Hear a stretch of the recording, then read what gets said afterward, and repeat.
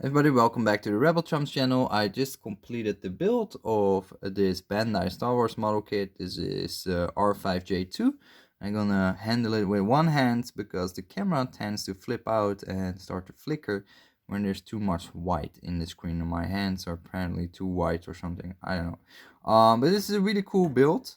It lasted or took me around 2 hours and 15 minutes to completely build, which is somewhere in between the C3PO build and the Kylo Ren build in terms of build time. I had one little accident with this particular model kit, and that is that I broke his head antenna. That was really unfortunate, but this little piece here, this is the bottom of the antenna that broke off when I tried to pry it into the hole that packs in here. And unfortunately, it's a round hole on the top, but it connects into the plastic underneath the dome, which is oval. It's not a round bottom. This piece is oval, and you have to peg it in the right way, but otherwise you crack it. And I cracked it fairly easy, as you can maybe see in the live stream. So be very careful with that. I have to do a dab of super glue on that little piece, and then secure it back into his dome and then have it displayed like that. Now, my version of this figure is displayed at the moment without any paint applications, no weathering, no nothing.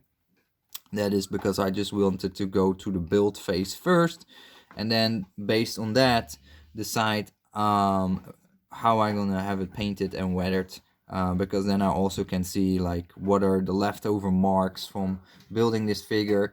You see I have a little bit of a mark here and some marks here. That is from cutting out the little pieces out of the model kit, and I need to find ways to cover those up. And we have some smudges and fingerprints on the back, but it's a very detailed figure. And yeah, there's a lot of YouTube videos out there that shows all the little details, etc. I do like the fact that you can take off this dome. Oh, like that. You can take off the dome like this. You can pop in the middle leg like that, all flush, all secure.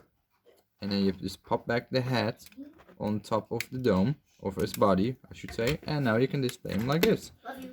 Love you too. I'm in the house. Okay. So now I have him displayed like this, which is cool too. Yeah, nice. So I have to find. I'm gonna have multiple, so I'm gonna display them in different variants. Like some is some of these R5s will be like welding something or using a spiking like an access door or I don't know something.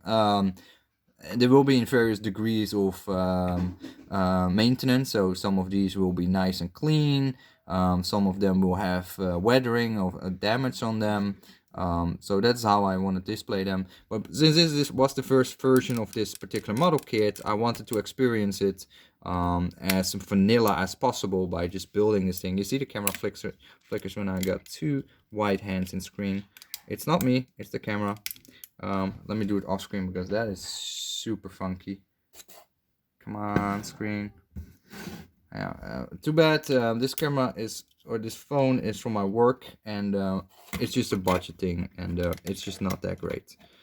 But yeah, the alternative was buying a new iPhone or something for myself, which is a lot of money, so I didn't want to go that route. But yeah, this model kit definitely has some small pieces you have to be careful of. Definitely is a more, I would say, of the 1/12 inch 1/12 scale figures, I would say this one is definitely a little bit more tricky because you definitely have more smaller panels and little things that needs to line up.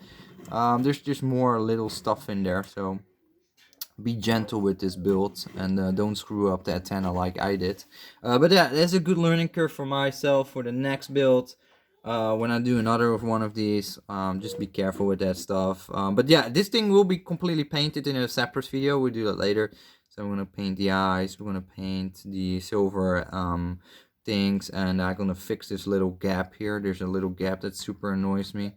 I cannot get it flush. You see that gap? It's a fingernail width. I want to get rid of that, but I didn't find a way to find why it's not going flush in there. So and I need the X-Acto knife. I got this Tamiya set, the Tamiya files, and I feel they're a bit too rough on the plastic, more so than I would have hoped they would be. I thought they would be a much finer type of files, but I don't see that really with these files. So I don't know. The Tamiya cutter, however, is a fantastic thing. This is a really nice cutter. I'm really happy with this one. Yeah, nice little kit. Recommend it. Gonna look awesome with my Kylo Ren and C-3PO that I got built so far. Next up will be the First Order Stormtrooper, so stay tuned for that. And thanks for watching, guys. See you in the next video. Love you.